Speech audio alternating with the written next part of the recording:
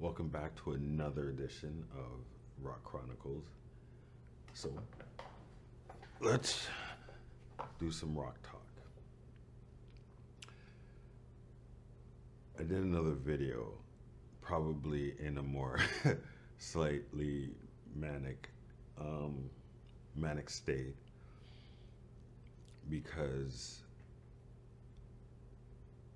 I see. I never thought that climbing would have this strange effect. I think in another video I said like sort of like a spiritual thing, and when I used to hear other people say that, I'd be like, man. But for some reason, climbing and climbing with a partner is very.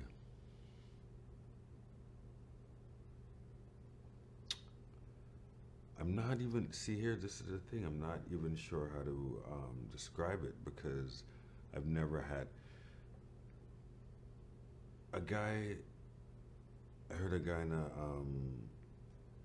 film, I think it's called Fine Lines, if I remember correctly, and he said that with other extreme sports, it's fast paced.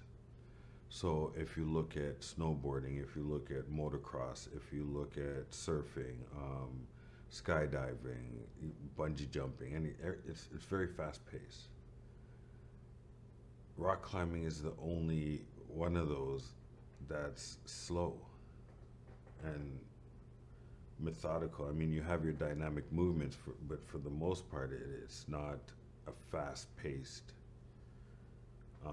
sport, but a sport all the same and extreme.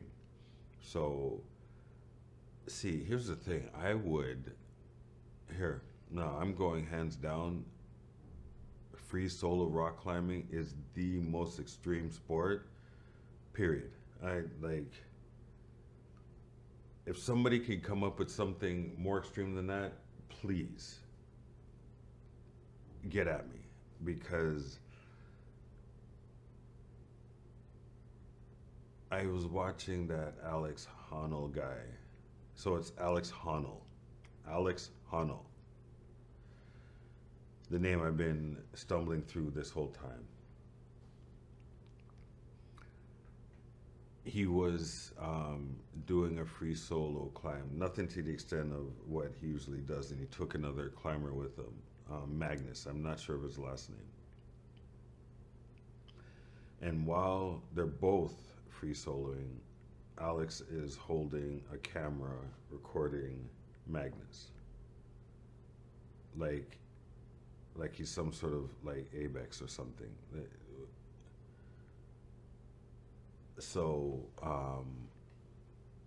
which sort of brings me to this thing about getting stronger and not bigger, because from my understanding, he's 5'11" and 157 pounds, which is pretty like lean to me, pretty thin.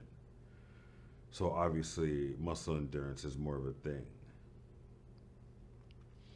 So that's something that um, sticks into my head because I know I heard something like 2.5 hours of climbing. So I'm even stumbling through the saying it, trying to wrap my mind around doing that. So this is one thing I guess is sort of a little bit of head trauma with this climbing thing because it's like an extreme sport done slowly, which even that is a, you know what I mean, fascinating concept to me. Now, I guess the more high you go, the more extreme it is, and the more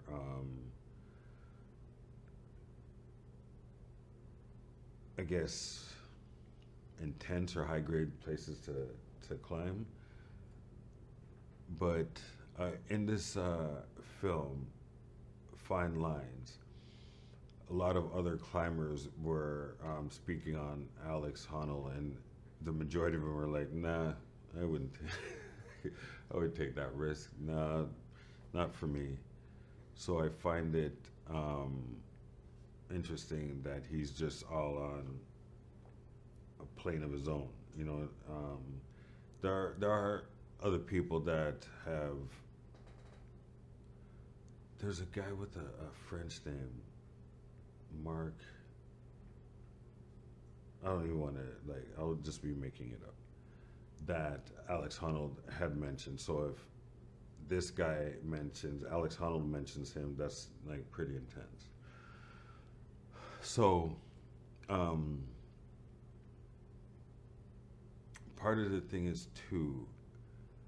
I spoke about somebody that I knew that was just feeling kind of down, and how at an earlier point they were inquiring about some sort of martial arts to do, and I thought jiu-jitsu would have been right up their alley. But now that I sit here and I'm part of climbing, I'm hoping that climbing sticks to them. I hope that is something because I'm taking him on Saturday, and the gym that we're taking him to is pretty close to his house, so it would be a good outlet for him after work kind of thing.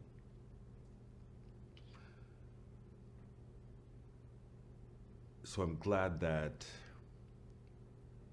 climbing is doing what it's doing for me. I think it's doing the same thing for my partner. That's why, um, here, it's funny, my articulate rants all over the place, but that's why I'm glad that I have her as a partner because it was sort of like my first pick and I hit it out of the park. You know what I mean? Like, here, like I think about it, I don't want to take for granted how easy it was to sort of come to this place with climbing with a partner and being able to have like a partner you want to climb with.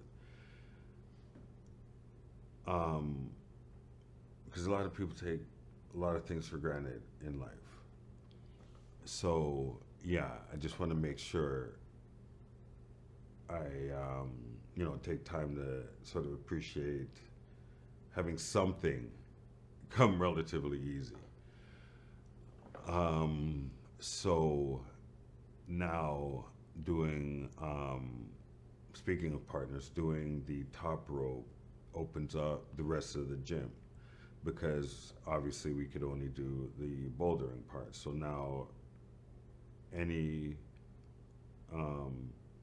here, that isn't even accurate what I said. It doesn't open up the rest of the gym. It opens up all of the top rope because there's still lead routes that we can't go on until we take the course. So it opens up more of the gym, but not all of the gym. And I guess it's a thing to keep going until everything's opened up to you. Like, why have any sort of locked doors? So hitting the rocks again tomorrow, and obviously top rope is going to be part of the equation. So like as you can see, I keep smiling is because there's things in my head now.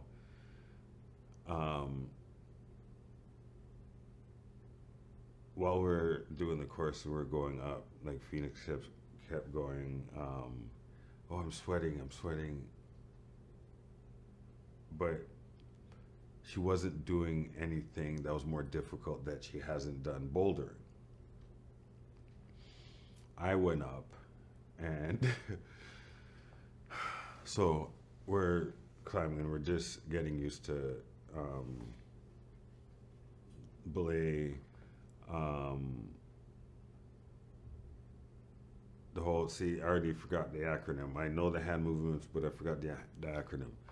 But getting used to the movements and everything. So I'm, for me, up there pretty high. While I'm up there, the lights go out.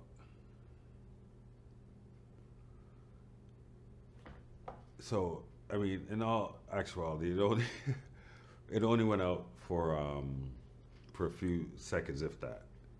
So when I say a few seconds, I don't know, like two or three, at the most four. But I think when I say four, it's this fear that says four. It wasn't that long, but it was long enough to shoot fear throughout every orifice of my body. Now, when that happened, the only thing I could think of was just give me down, give me down. So the lights go back on, and then my partner and the instructor, they're looking up at me and they're like, "Oh, you want to come down?" So I'm like, um, "Lower." Actually, you know what? I'm lying. The first thing I said was take because that's what you yell for the person to take up the slack so you can like chill. So I'm dangling there, and then I'm just like, lower, no. And they're like, oh, you want to come down? I'm like, hell yes, I want to come down. Like, my nerves already shot.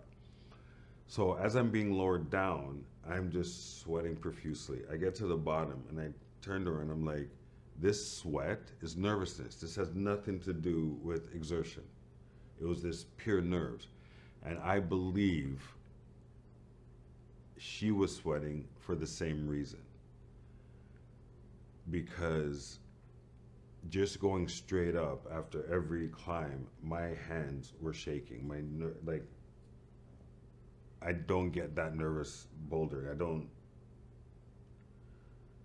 Yeah.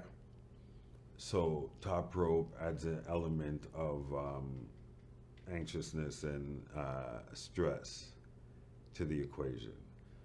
So this part of climbing is actually going to tackle my extreme respective heights. And see, here's the thing, because and here, see, there's all kinds of stuff, but um, me and Phoenix went to the CN Tower, and um, she's like leaning on the glass, and you know they got this glass floor. She's walking over it. It's terrifying the hell out of me, like terrifying the hell out of me. So, um, when we get to the belay, and it was more so the auto belay, which I mean, in her defense, like they need to slow that down, man. So in the beginning, it was like scaring her, which is funny because the CN Tower, this height, CN, but going back to the whole thing of like getting over certain things. So from when she started to now, it's two different things. You know what I mean? So this is another cool thing about climbing is dealing with fears and getting over them and conquering things. So climbing is getting more and more interesting. Um,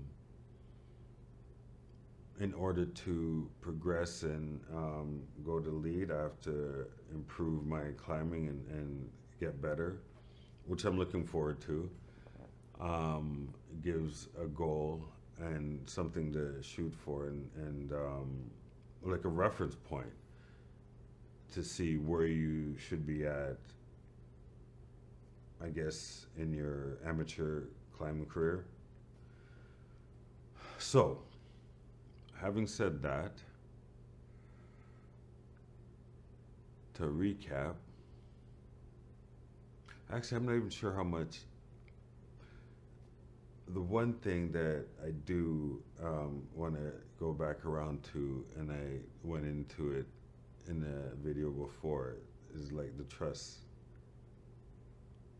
aspect of it. Um, I never really I never appreciated that element of climbing. I never um, thought about that, which I should have because I've climbed with somebody before and took the course before. And part of the thing was,